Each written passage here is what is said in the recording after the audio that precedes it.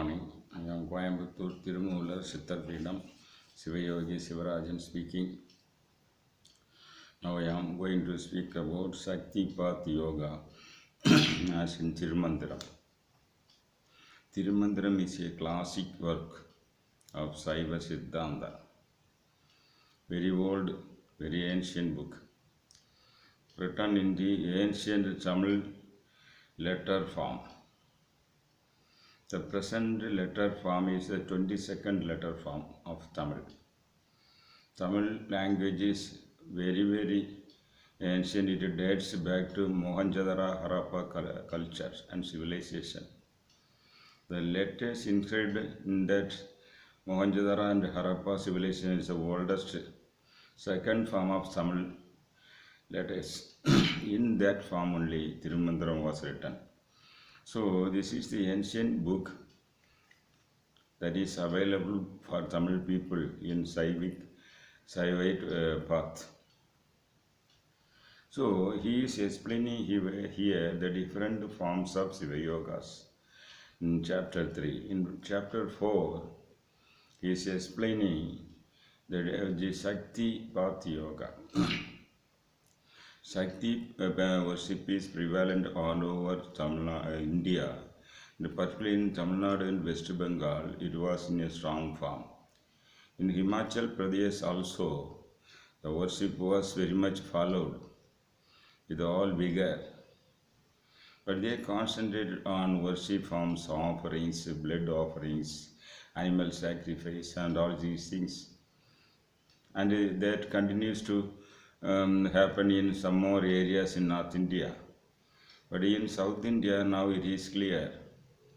Shankaracharya came and enshrined Sri Chakra in major temples and stopped animal sacrifice. He promoted the Sattvic form of worship. And here Thirumoolar goes one step ahead. And he is highlighting the yoga path which leads to jnana and bhakti.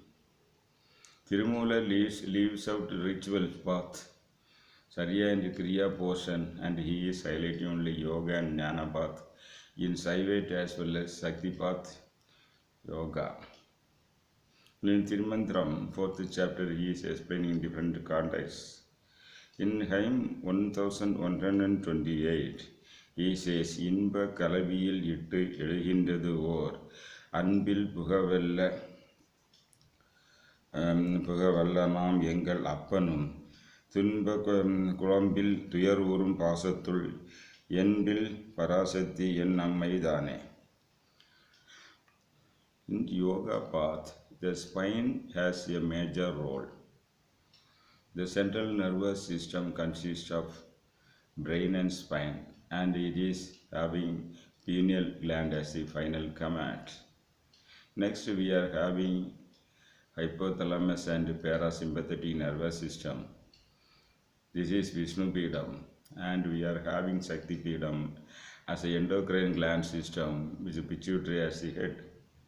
The very important, all the adharas are present in the central nervous system. The central nervous system consists of brain and spine, and this is actually the form of Parashakti. Parashakti is in man in the form of spine and brain, and in that only the adharas are enshrined, and she is her form is the spine. It is being explained in this hymn 1128. So Parashakti is present everywhere. She is enshrined and worshipped in temples in idols, but she is enshrined as the spine in man.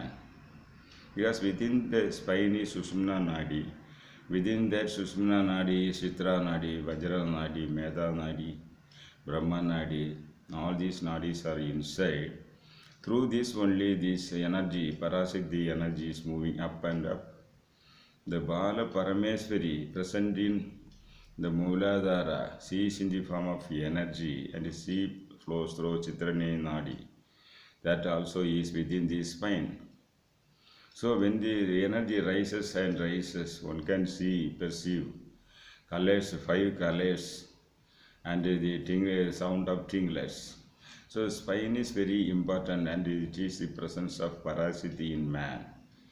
This is very very vital. All the nadis, all the nerves are concentrated and linked to the spine, and it moves to brain, which where Shiva Shakti abode is there. Some literature mention Kabbalah as the Kailas. This is the abode of Shiva and Shakti. And right brain, Thirumoolar explains as Manasarovar. So in this spine is very important for yogis, Sakthipathyoga yogis. They should activate the spine and enshrine Parasiti in that. The same idea is again highlighted by Thirumoolar in hymn 100,130. He compares that it is a garland, the spine is a garland. In the garland you can see some flowers strewn in different orders. In the same way, this thread is spine, the Sushumna Nadi, particularly Brahma Nadi, and the other has 4 petals, 6 petals, then 10 petals, then 12 these petals, 16 petals, 2 petals, that is 50 petals, and Omkar. These are the flowers. So the spine is compared to a flower garland.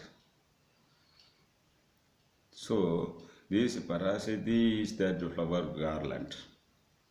The Parasiti is present in the spine and she is the flower garland where Brahma, Saraswati and everybody is enshrined in that.